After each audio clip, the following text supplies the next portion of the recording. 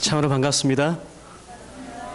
예, 조금밖에 안 반가운 모양인데 다시 한번 인사하겠습니다. 반갑습니다. 예, 감사합니다. 오늘 특별히 이렇게 찬양에 감사를 드리고 이렇게 찬양을 듣다 보니까 정말 제가 지난주 안식일에 안수를 받고 아직 제 안수증에 잉크가 안 말랐는데 저에게 축복하는 듯한 그러한 찬양으로 들렸어요. 너는 하나님의 사람, 사랑스러운 하나님의 사람. 예, 정말 감사합니다. 우리 모두가 하나님의 형상을 닮은 하나님의 자녀로서 사랑을 많이 받는 우리 모두가 되기를 간절히 바랍니다. 먼저 이렇게 귀한 선교 안식일에 이 부족한 수자를 불러주신 먼저 하나님과 우리 목사님, 선교회장님, 모든 우리 성도님들께 먼저 깊은 감사의 말씀을 드리고 시간이 많지 않지만 우리 짧은 시간이지만 우리가 이 전을 떠날 때에는 뭔가 변화가 있어서 마음속에 큰 결심이 서게 되는 귀한 시간이 되기를 간절히 바랍니다. 우리 영국에서 1388명의 아이들을 대상으로 설문조사를 했습니다. 그 1388명의 아이들의 나이는 5살부터 10살 사이입니다. 그런데 미래의 꿈을 묻는 질문에 약 39%의 아이들이 부자가 되는 것이라고 말을 했습니다. 대단하죠? 5살짜리가 뭘 한다고 부자가 되는 것이 소원이다. 그리고 그 중에 6%는 불로소득을 꿈꾼다고 말했습니다. 불로소득이 뭐죠? 일하지 않고 살겠다는 것입니다. 그러나 정말 충격적인 결과는 그 아이들 중에 75%의 아이들이 돈으로 행복을 살 수 있다고 답한 것입니다. 오마이 굿니스죠. 4명 중에 3명의 어린아이들이 돈으로 행복을 살 수 있다고 생각하며 사는 시대에 우리가 살고 있습니다.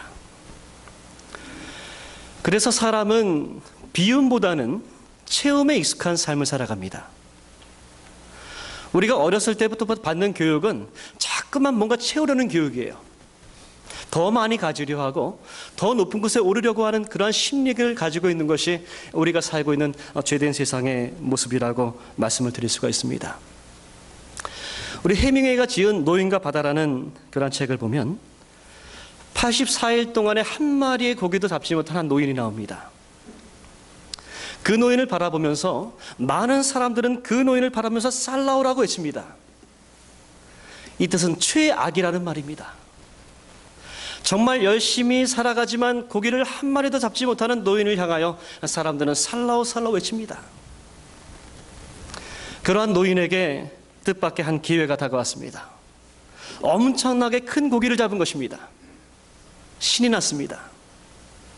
그런데 문제는 이 큰 물고기를 육지로 끌고 오는 일이었어요. 오히려 물고기가 배를 끌어당길 정도로 큰 물고기였습니다. 정말 힘든 사투를 벌이는 가운데 이 노인이 육지로 물고기를 끌고 왔을 때 자신에게 남은 것은 상어떼에게 습격당한 고기의 뼈 조각 몇 조각과 다 부서져 버린 어구밖에 없었습니다. 어떻게 돌아보면 이 노인의 삶이 정말 힘겹게 살아가는 우리들의 삶을 대변하고 있다고 생각을 합니다. 많은 사람들이 땅의 소산을 먹기 위해 열심히 땀을 흘리고 6일 동안에 열심히 일을 하고 살아가지만 우리 마음속을 채우는 만족감이란 쉽게 찾아오지 않습니다. 그래서 이 세상에서 모든 것을 다 경험했던 솔로몬은 자신의 인생의 말년을 기록한 전도서의 책의 시작에 헛되며 헛되고 헛되니 모든 것이 헛되다라고 하는 결론을 내린지 모르겠습니다. 그리고 그 전도서의 결론은 뭡니까? 오직 하나님을 경배하라는 말로 끝나고 있습니다. 정말 많은 사람들은 더 많은 것을 갖기 위하여 더 높은 곳에 오르기 위해서 살아갑니다. 우리가 누가복음 10장을 보면 마르다와 마리아의 이야기가 나옵니다. 정말 보고 싶은 예수님께서 이 마리아와 마르다의 집을 방문했습니다. 갑자기 분주해졌어요. 그렇겠죠? 만약에 예수님께서 이 세리스에 오신다고 말씀드릴 것 같으면 얼마나 바쁘시겠어요. 가장 최선의 파트락을 준비하고 모든 사람들이 하나가 되어서 그 예수님을 맞이할 것입니다. 이 마르다가 분주해졌습니다. 그러나 이 분주했던 마르다의 모습과는 다르게 아주 태평하게 예수님의 발밑에 앉아서 예수님의 말씀을 듣는 마리아의 모습이 있습니다. 이 마르다가 마리아의 모습을 보니까 화딱지가 났습니다. 자기는 정말 예수님을 영접하기 위해서 열심히 일하고 있는데 마리아는 저기서 예수님의 말씀만 듣고 있는 것입니다. 그때 마르다가 예수님께 컴플레인을 하죠. 주여, 내 동생이 나 혼자 일하게 두는 것을 생각하지 아니하시나이까? 제가 일하는 것이 보이지 않습니까? 그때 예수님께서 뭐라고 답했습니까?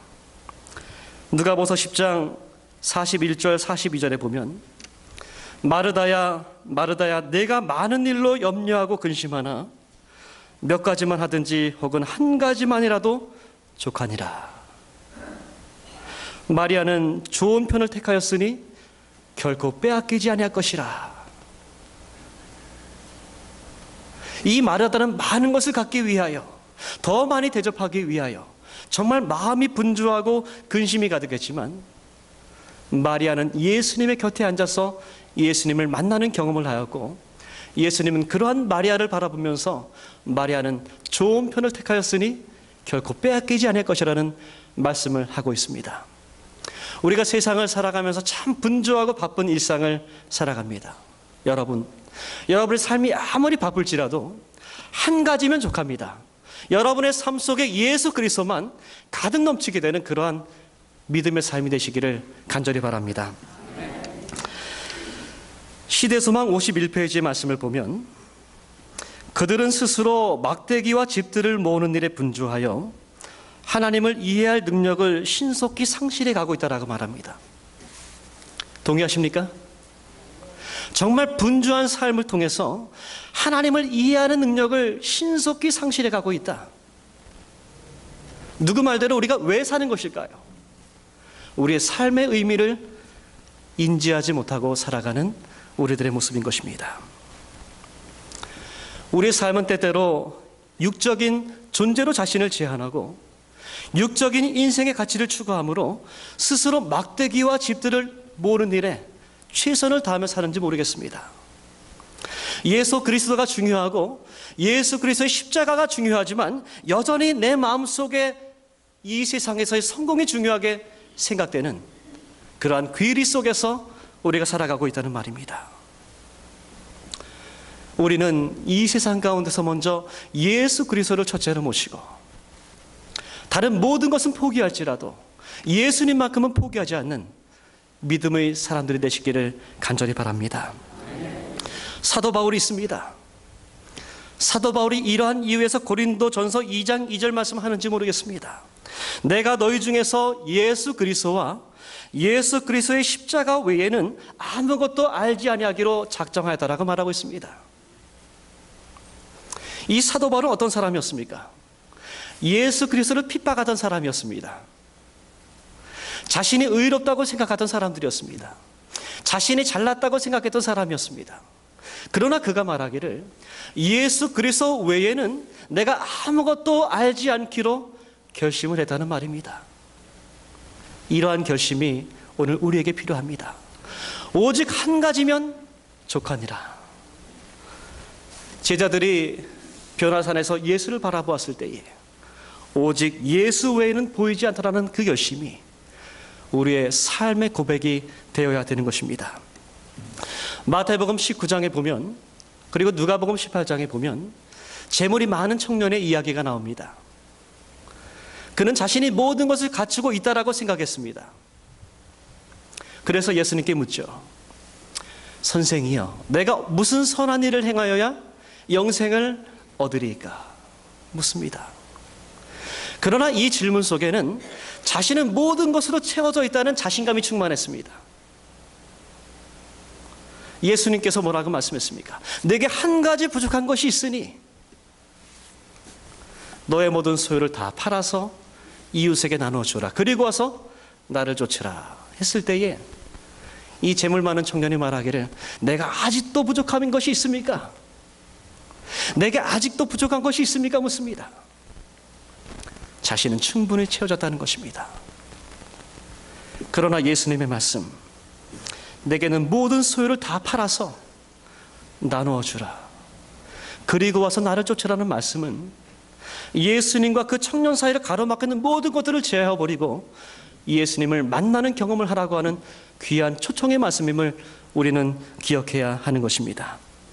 정말 우리의 매일의 삶 속에서 예수를 만나는 일을 최우선으로 생각하시고 나와 예수 사이를 가로막는 것이 있다면 그 어떤 것이라도 용기 있게 버릴 수 있는 믿음의 성도님들이 되시기를 다시 한번 바랍니다.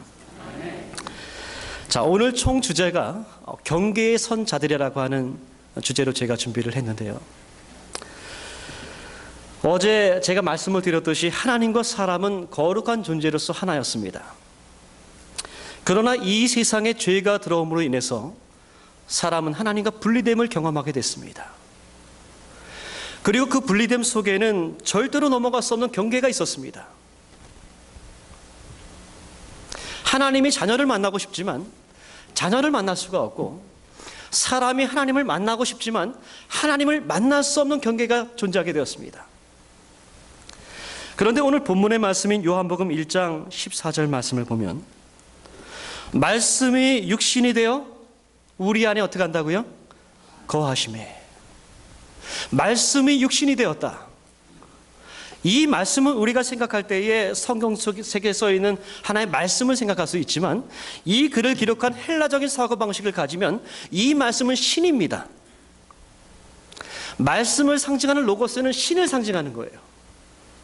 그래서 말씀이 육신이 되었다는 말은 하나님이 사람이 됐다는 말입니다. 정확히 성육신을 말하고 있는 것이죠. 하나님이 사람이 되셔서 우리 안에 거하신다. 이 거하신다는 말의 원어적인 의미를 보면 텐트를 치다는 말이 있어요. 우리 안에 자리를 깔고 동고동락을 하시겠다는 말씀인 것입니다. 출애굽기 25장 8절 말씀을 보면 내가 그들 중에 거할 성소를 나를 위하여 지으라고 말씀하십니다. 자, 제가 처음에 말씀을 드렸죠. 죄 때문에 하나님과 사람은 분리됨을 경험했습니다. 서로 넘어갈 수 없는 경계가 있습니다. 하지만 그럼에도 불구하고 하나님의 자녀를 만나시기 위하여 성소로 찾아오시는 하나님의 모습을 보는 것입니다. 우리가 22절 말씀을 보면 거기서 내가 너와 만날 것이라고 하나님을 말씀하고 있습니다. 우리가 성소라는 말을 들으면 어떤 생각이 듭니까? 어떤 생각이 들어요? 성소는 거룩한 곳, 가장 첫 번째 기본 답안이죠. 우리의 죄를 사하는 곳, 우리를 살리는 곳, 그것이 우리가 생각하고 있는 성소의 개념인 것입니다. 그러나 가만히 살펴보면 이 성소라고 하는 것은 매우 좁고 연기로 좌욱하고 고기 냄새가 나고 피 냄새가 나는 정말 역겨운 장소입니다. 맞습니까? 정말 들어가기 쉽고 역겨운 장소지만 하나님께서는 그럼에도 불구하고 사람을 만나시기 위하여 경계를 뛰어넘으시고 성소로 찾아오시는 것입니다. 그것이 바로 하나님의 사랑이에요. 우리를 만나기 원하시는 하나님의 사랑인 것입니다. 그러나 성소에 와서도 어떻습니까? 여전히 자신의 모습을 보이지 못하고 분향단의 연기와 짙게 드리운 휘장으로 자신을 가릴 수밖에 없는 그분이 바로 하나님이십니다. 결코 허물 수 없을 것만 같았던 그 휘장을, 그 경계를 우리 주님은 넘으셨습니다. 우리가 빌립보서 2장 5절과 6절에 있는 말씀을 우리 다음은 같이 읽도록 하겠습니다. 찾으셔서 우리 빌립보서 2장 5절부터 우리 6절에 있는 말씀을 다 함께 읽겠습니다.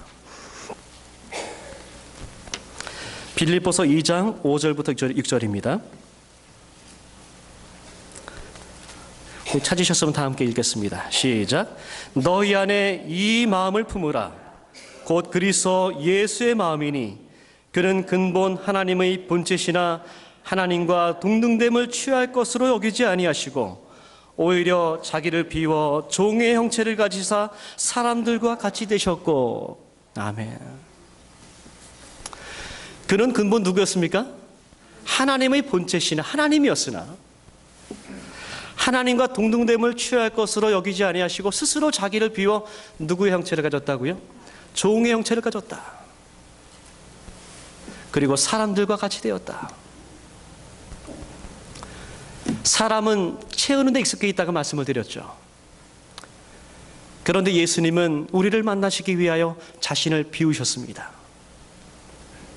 이 비우다는 의미의 헬라 원어를 보면 케노라고 말합니다. 케노. 그런데 이 케노란 말의 어원은 수동적인 의미가 아닙니다. 자신을 비우는 것이 비워지는 역사가 아니라 사랑을 가지고 스스로 비우시는 능동적인 의미를 가진 말이란 말입니다. 자, 이 비우다는 말 속에는 이러한 뜻이 숨어 있습니다. 영어로 말하면 make no reputation. 무슨 말입니까? 마치 자신의 존재가 없는 존재와 같이 되어버렸다는 말입니다. 또 다른 뜻은 make none effect예요. 하나님으로서 어떠한 영향력도 행사할 수 없는 그런 존재가 된 것입니다. 하나님이 사람을 만나시기 위하여 아무것도 아닌 존재가 되었고, 하나님으로서 아무런 영향력을 행사할 수 없는 그런 존재가 되어서 이 세상에 오셨다는 말입니다. 그래서 저는 생각하기를 때로는 십자가의 고통보다 정말 하나님이 사람이 되신 역사야말로 복음 중의 복음이라고 말씀을 드릴 수가 있습니다. 우리가 요한복음 3장 16절을 보면 귀한 말씀이 나오죠. 어때, 성경에 읽는 걸 좋아하십니까?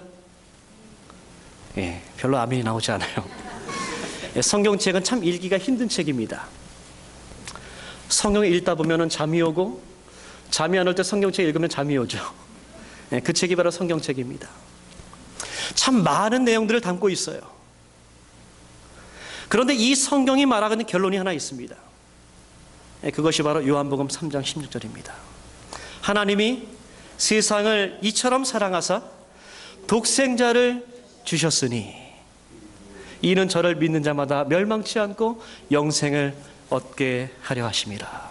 아멘입니까? 하나님이 세상을 이처럼 사랑하사 아들을 주신 거예요.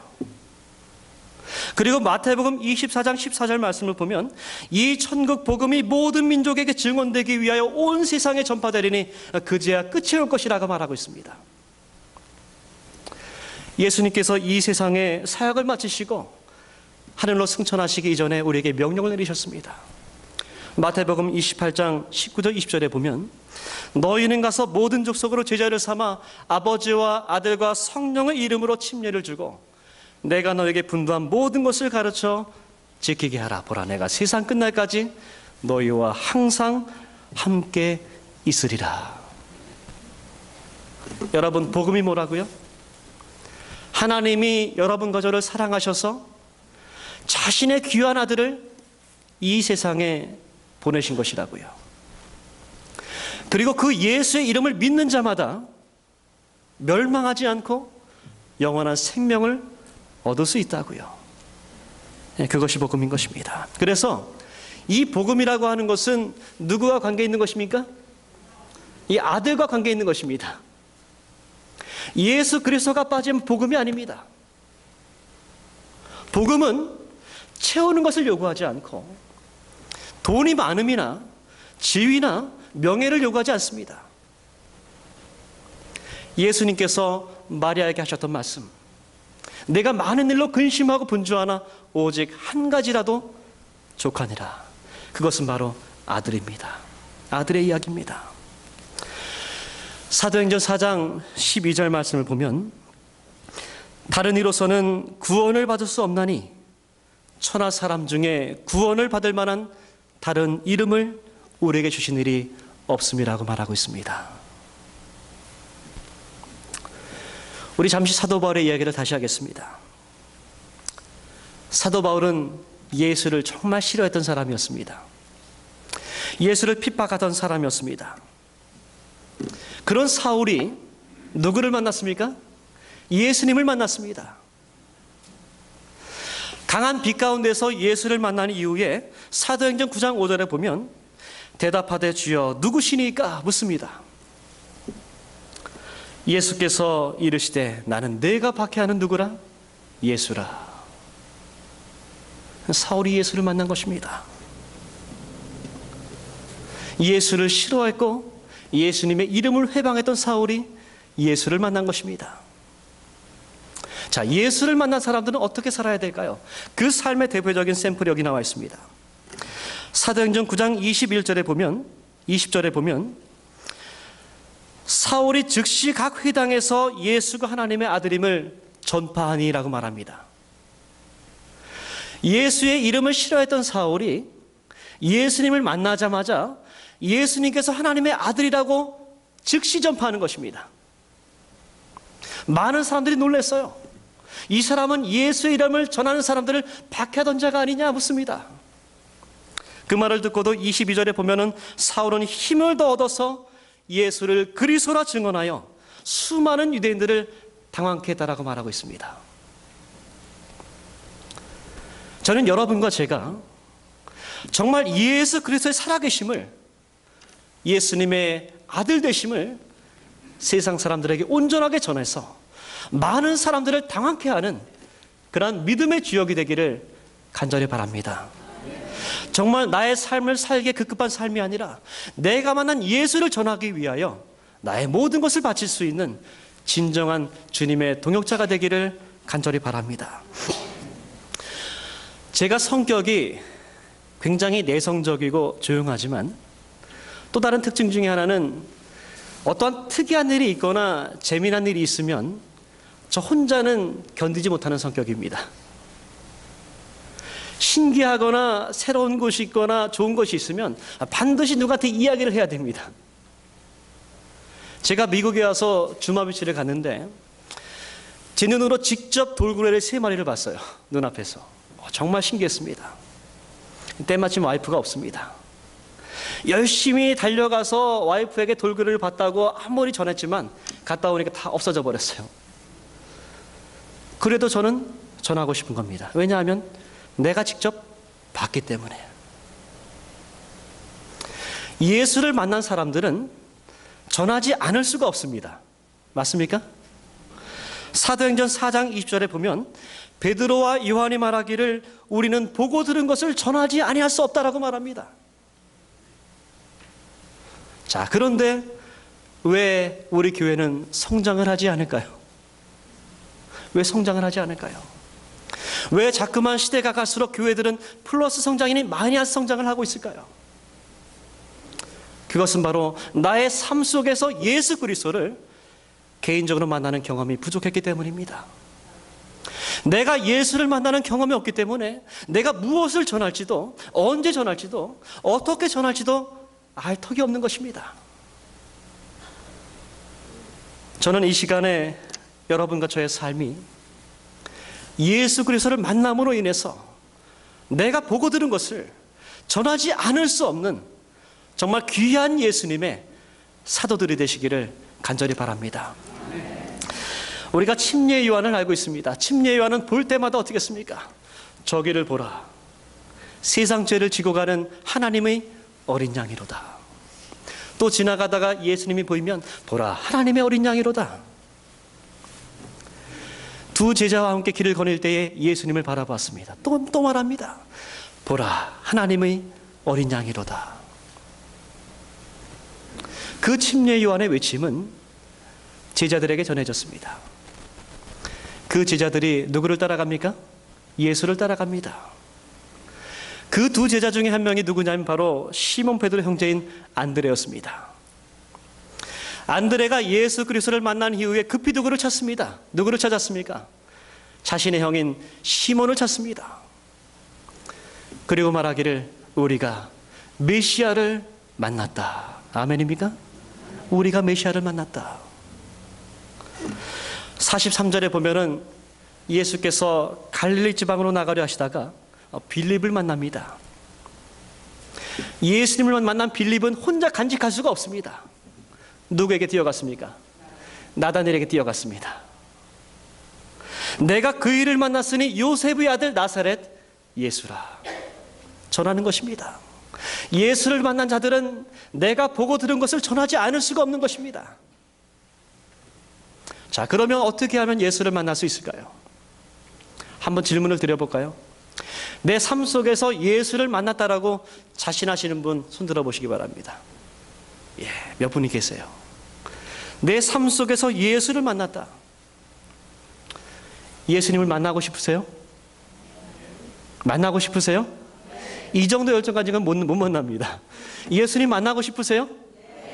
언제나 성경을 보면 예수님께서는 그를 찾고자 열망하는 사람들에게 반드시 나타나셨습니다. 예수님의 소식을 듣고 내가 그의 겉옷만 만져도 낫겠나이다 라는 믿음의 고백을 한 혈루증 앓던 여인은 예수님의 찾아오심을 경험했습니다. 정말 나이가 많이 들었음에도 불구하고 예수님의 소식을 듣고 예수를 만나기 원하여 뽕나무에 올랐던 삭개오는 예수님께서 찾아오셔서 삭개오의 이름을 부르시고 그와 함께 거와 쓴 특권을 갖게 되었습니다. 저는 여러분의 삶 속에 예수님을 만나고 싶어하는 열정으로 가득 넘치기를 간절히 바랍니다. 여러분이 진정 예수님을 만나고자 하신다면 예수님께서는 분명히 여러분을 삶 속에서 찾아오실 것이라고 저는 확신합니다. 이 성경 가운데서 정말 예수님을 열망하고 사랑했던 인물이 또 하나 있죠. 마리아입니다. 우리가 시대의 소망 678페이지를 보면 이 마리아에 관한 이야기들이 나오는데요. 제가 한번 읽어보겠습니다. 예수의 발 아래 앉아서 예수에게 배운 사람은 마리아였다. 예수의 머리에 귀중한 기름을 붓고 눈물로 예수의 발을 씻은 사람은 마리아였다. 예수의 머리에 귀중한 기름을 붓고 눈물로 예수의 발을 씻은 사람은 마리아였다. 마리아는 십자가 곁에 섰었으며 무덤까지 그를 따라갔다. 예수의 부활 후에 무덤에 제일 먼저 나타난 사람은 마리아였다. 부활하신 구주를 처음으로 선포한 사람도 마리아였다. 그 부활하신 예수님께서 누구에게 제일 먼저 나타났습니까? 마리아입니다. 정말 예수님 가장 가까이서 예수님을 진정으로 만나고 싶어 했던 마리아에게 예수님은 나타나셨습니다. 그리고 그 예수님의 만남을 이 마리아는 전하기 위하여 정말 동분서주했던 모습을 보게 됩니다. 저는 이제 이 시간의 마지막으로 예수님을 만난 수가에 사는 사마리아 여인을 말씀드리려고 합니다. 정말 불쌍한 여인이었죠. 사람들이 볼까봐 떼약볕에서 물동이를 이고 육적인 갈증을 해소하기 위하여 사막을 찾은, 우물을 찾은 여인이었습니다. 그 여인이 내게 말하는 내가 그라고 말씀하시는 메시아를 만나게 되죠. 그 다음에 이 여인의 반응은 요한복음 4장 28절부터 나옵니다. 여자가 물동이를 버려두고 동네로 들어가서 사람들에게 이르되 내가 행한 모든 일을 내가 말한 사람을 와서 보라. 이는 그리스도가 아니냐. 이 여인이 그토록 소중하게 생각했던 뭐를 버려뒀다고요? 물동이를 버려두고. 진정으로 예수를 만나는 자들은 예수를 제외한 모든 것을 버릴 수 있는 사람이어야 됩니다. 예수님께서 제자를 택하실 때에 시몬 베드로는 그물을 버려두고 예수를 쫓았습니다. 레위 마태는 예수님께서 따라오라 하시니 그냥 따라갔습니다. 뒤를 돌아보지 않았습니다. 물동이를 버려두고 사람들에게 말하기를 와서 보라. 이는 그리스도가 아니냐. 그렇게 전했을 때에 30절에 보면 그들이 동네에서 나와 예수께로 오더라라는 말씀이 있습니다. 저는 이 말씀이 짧지만 얼마나 소중한지 모르겠어요. 물동이를 버려두고 사람들에게 예수를 전했을 때에 온 동네 사람들이 동네에서 나와서 예수께로 오는 역사. 이것이 바로 오늘 선교 안식일에 세리트스 교회 성도님들이 원하시는 비전이 아닐까 생각합니다. 저는 여러분과 제가 모두 세상의 물동이를 다 버려두고 세상의 그물을 다 버려두고 여러분의 삶 속에서 만난 예수 그리스도를 사람들에게 전함으로 인하여 이 세리트스에 있는 모든 사람들이 동네에서 나와서 하나님의 거룩한 성전인 이 세리트스 교회로 모이게 되는, 주님을 만나게 되는 귀한 역사가 반드시 일어날 것임을 확신합니다. 그러기 위해서는 여러분과 제가 먼저 예수님을 개인적으로 만나는 경험이 분명히 있어야 됩니다. 요즘 전 세계를 발칵 뒤집어 놓은 한 신드롬이 있습니다. 혹시 아이스버킷 챌린지라는 말 들어보셨습니까? 들어보셨죠? 우리가 페이스북이나 소셜 네트워크를 보면 너도 나도 얼음물을 뒤집어 쓰기 바쁩니다.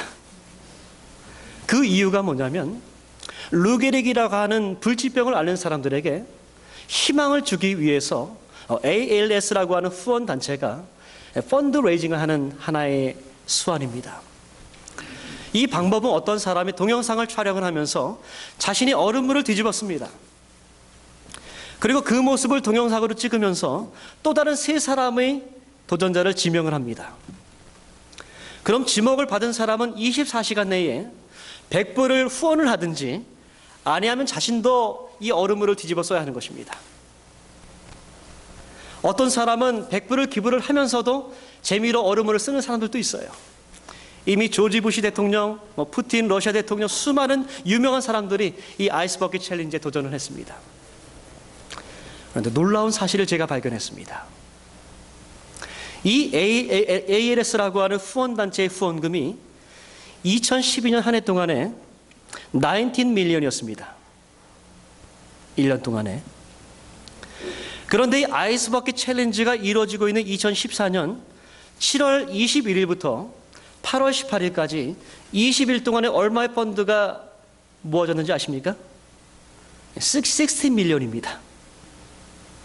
1년 동안에 19 밀리언을 벌었는데 20일 동안에 60 밀리언을 벌어들였어요. 대단하죠?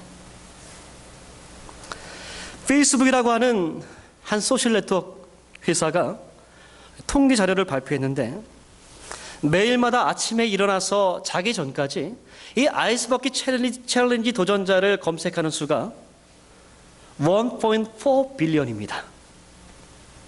14억 명이 아이스버킷 챌린지에 대해 검색을 하는 것입니다. 전 세계 인구가 몇 명입니까? 70억입니다. 70억 중에서 14억이라는 인구가 이 아이스버킷 챌린지라고 하는 사회운동을 접하고 있습니다.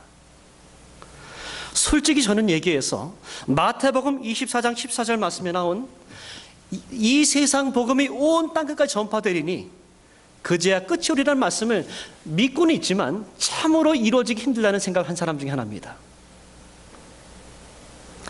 그런데 아이스버킷 챌린지를 보면서 정말 하나님의 복음이 얼마 남지 않아서 이 세상의 모든 사람들이 충분히 전파될 수 있구나라는 생각을 감히 해보게 됐습니다. 한 사회운동 역시도 전 세계를 뒤집을 만큼 우리의 마음을 움직이는데 정말 살아서 우리에게 복음을 주시고 영원한 생명 허락하시는 이 복음이 퍼진다고 하면 얼마나 많은 하나님의 종들이 주님의 우리 안으로 들어올까 생각하게 되었습니다. 최근에 제가 안수를 받으면서 한 목사님께 덕 배칠러 목사님이 지은 Feed Your Lamb이라는 그러한 책을 선물로 받게 됐습니다.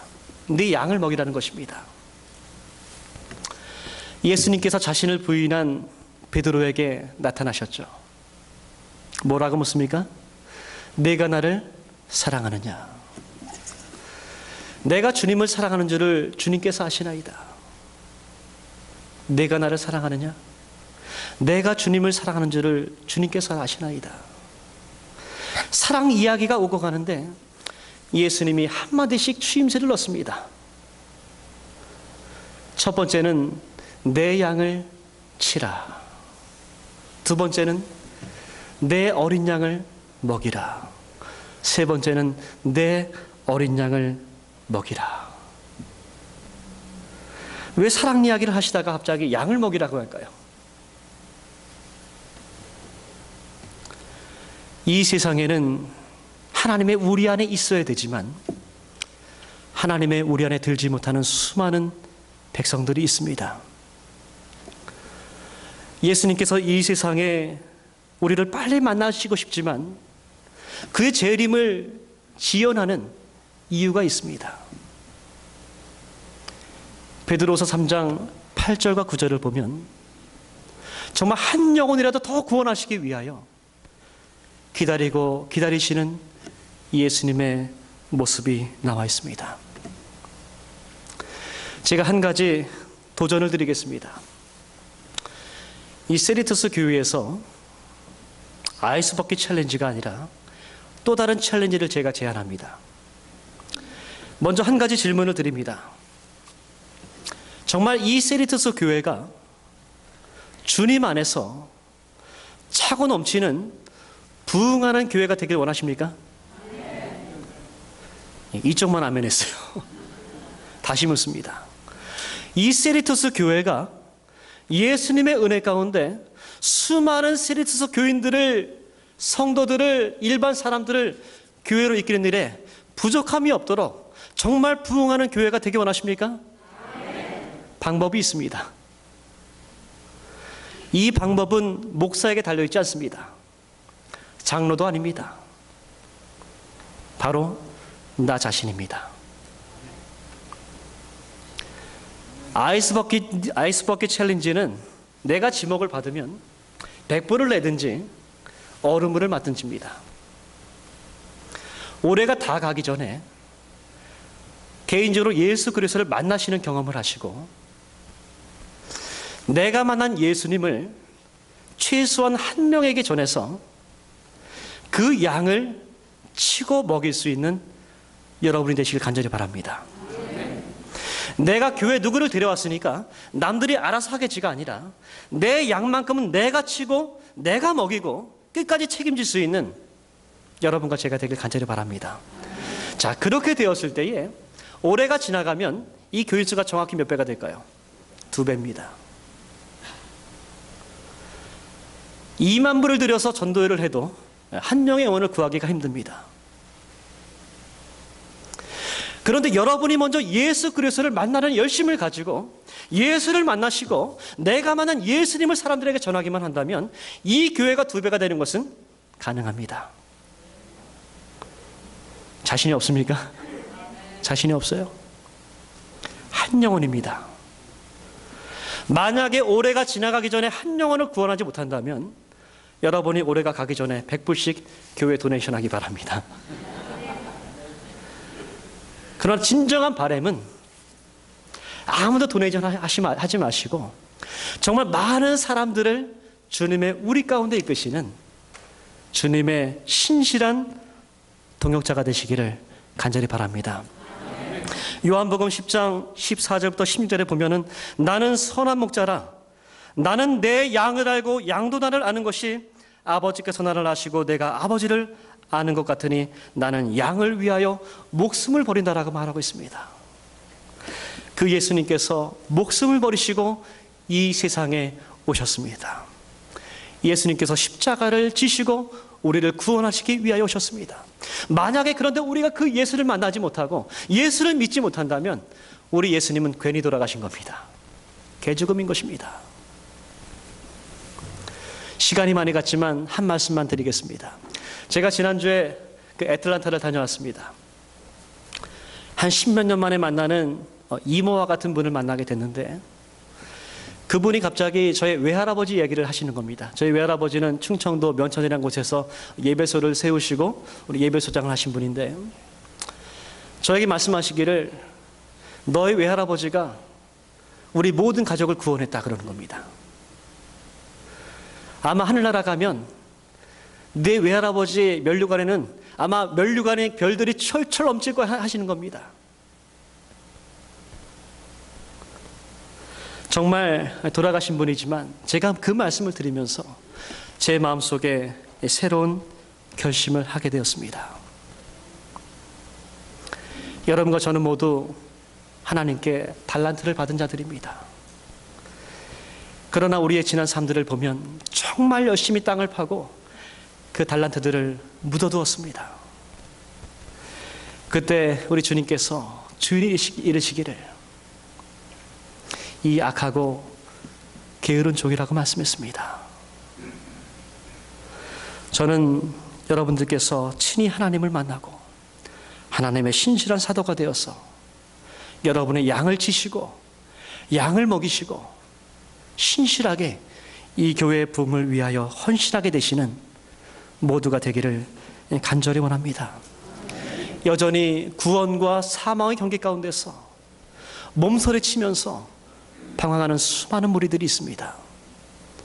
그 많은 영혼들을 위하여 여러분이 만난 예수님 급하게 가셔서 전하시고 여러분의 신실한 양들을 먹임으로 우리 주님께서 이 세상에 다시 오실 때에 정말 착하고 신실한 종이라는 칭찬을 받게 되는 우리 모든 세리토스 교회 성도님들이 되시기를 간절히 바라면서 오늘 말씀을 줄이겠습니다.